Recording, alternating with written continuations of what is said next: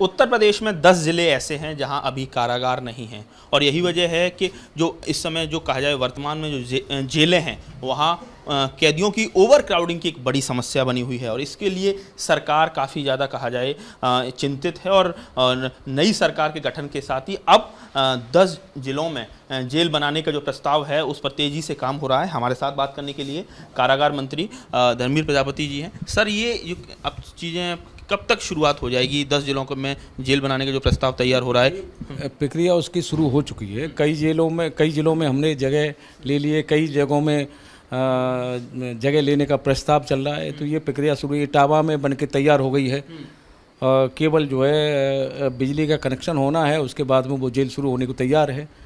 और क्या सर ऐसा नया क्या रहेगा जेलों में? क्योंकि आप कहते हैं कि जेल का जो पूरा कॉन्सेप्ट बदला हुआ है, जेल एक तरह से सुधार गृह टाइप के हैं, वहाँ मेन स्ट्रीम में कैसे एक कोई अपराधी जो अपराध कारित करता है जेल जाता है दोबारा आए, इसको लेकर सरकार का बड़ा फोकस है कई सारी चीज़ों को लेकर। तो क्या नया रह रहा है? स्ट्रक्चर जब ढांचा खड़ा हो तो क्या नई नई चीज़? देखिए, मेरा मानना है कैदी दो प्रकार के होते हैं। एक तो कैदी होता है पेशेवर कैदी, उसके साथ कोई रियायत नहीं।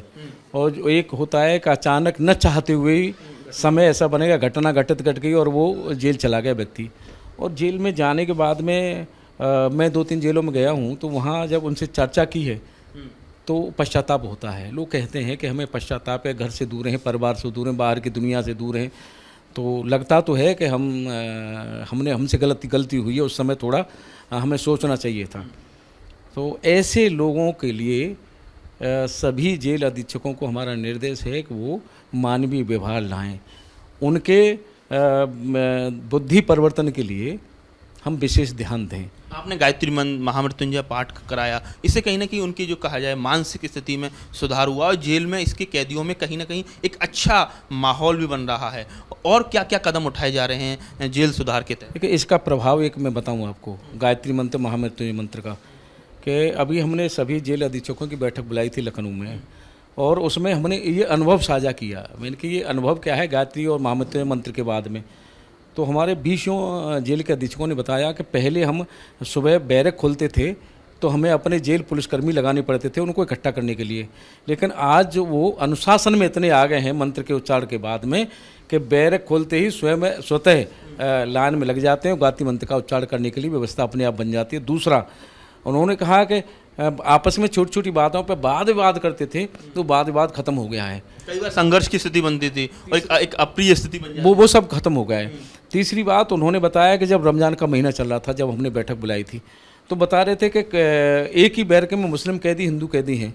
तो मुस्लिम कैदी जब सुबह रमज़ान के महीने में अपनी नमाज के लिए सुबह जल्दी जगते थे, तो जैसे ही हिंदू कैदियों को पता लगता था कि वो मुस्लिम भाई हमारे नमाज पढ़ेंगे, तो जग करके एक साइड में खड़े हो जाते थे, उनको जगह देते थे नमाज पढ़ने के लिए।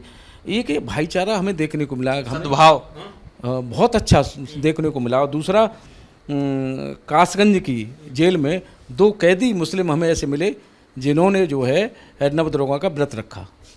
ये बहुत बड़ा एक तरह से सर धार्मिक समरसता भी देखने को, नहीं, भाईचारा बाहर अंदर जेल में भाईचारा बहुत अच्छा देखने को मिल रहा है। ये बहुत अच्छी है। खाने की क्वालिटी को लेकर, पीने का पानी, इन चीज़ों पर ही फोकस है। सर, गर्मी पड़ रही है तो किस तरह से कैदियों के लिए क्या व्यवस्था की जाए? हमने सभी जेलों में निर्देश दिया है कि ठंडे पानी की व्यवस्था कैदियों के लिए हो। और कई हमारे जेल अधीक्षकों ने कहा कि अगर मटका हम रखते हैं तो डर रहता है कि आपस में अगर कहीं बात करते तो मटका सर पे फोड़ते हैं तो चोट ना आ जाए किसी को। हमने कहा कहीं बाहर ऐसी व्यवस्था पानी की करके रखी मटके में ठंडा, कि वो भी ठंडा पानी पिएं। आखिरकार वो हैं तो इंसान ही, कहीं गलती हुई है तो उनको एहसास है अंदर कि हमसे गलती हुई है, तो हम भी थोड़ा मानवीय व्यवहार उनके साथ करें। तीसरा, एक और हमारे समझ में आया कि कासगंज में जब जेल में हम गए तो महिला कैदियों के साथ में उनके जो छोटे छोटे बच्चे थे, तो देख करके मुझे आया कि ये क्यों सजा भोग रहे हैं। तो बस मन में आया कि उन बच्चों के लिए कुछ हो, तो हम योजना बना रहे हैं उनके बच्चों की जेल के अंदर पढ़ाई की, लिखाई की, उनके अलग कैदियों से अलग रहने की व्यवस्था की। क्या ऐसा भी पॉसिबल है सर कि ऐसे बच्चे जो जेल से बाहर भी पढ़ाने के लिए उनको जाने की अनुमति होगी? ये संभव तो नहीं हो सकता।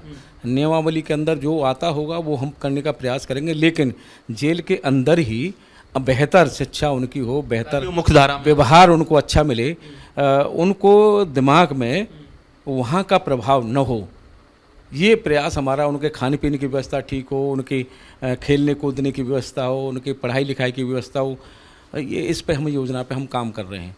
तो कई सारे काम लगातार एक निर्देश और दिया है हमने कि जेल के बाहर जो परिजन मिलने आते हैं, जेल के बाहर हमने सब निर्देश किया है कि वहाँ मटके में पानी की व्यवस्था रहनी चाहिए, जो परिजन आते हैं मिलने के लिए, और उनकी बैठने की व्यवस्था हो, छाँव की व्यवस्था हो, ये भी सभी लोग व्यवस्था करें।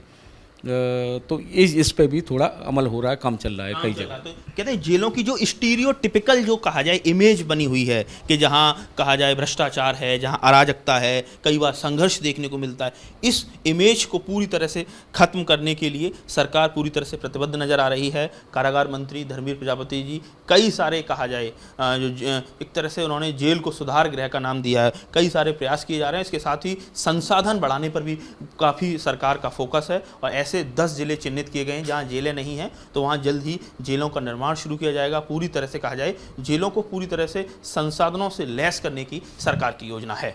आगरा से नितिन उपाध्याय, एबीपी गंगा।